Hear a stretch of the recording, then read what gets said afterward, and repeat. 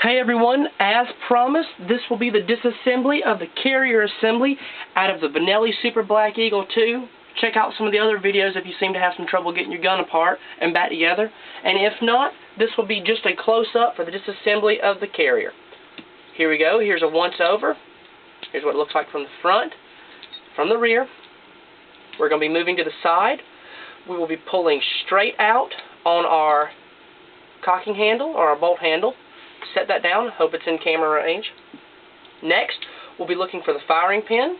We'll be pushing in on the firing pin, pulling up on this O-ring retained pin. Let your firing pin out slowly. Out will come your firing pin and your firing pin spring. Next, you're looking for this pin right here with the dash facing backwards. You want to rotate everything upside down. Give her a shake.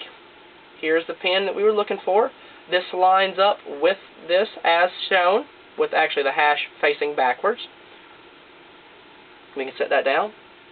Next, pull your head out to the front. This is your bolt head and what it looks like. Always orientate your, if you're right-handed gun or left-handed, make sure your clips to the, or your ejectors to the right position. And lastly, pick up and you can take out your spring.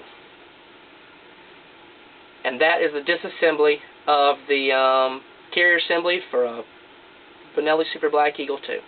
That's all the parts. You should have 4, 5, 6, 7, 8 parts total. The only other thing you can do is punch out this pin, but it is crimped in, so I don't suggest it. But that is what a naked one looks like.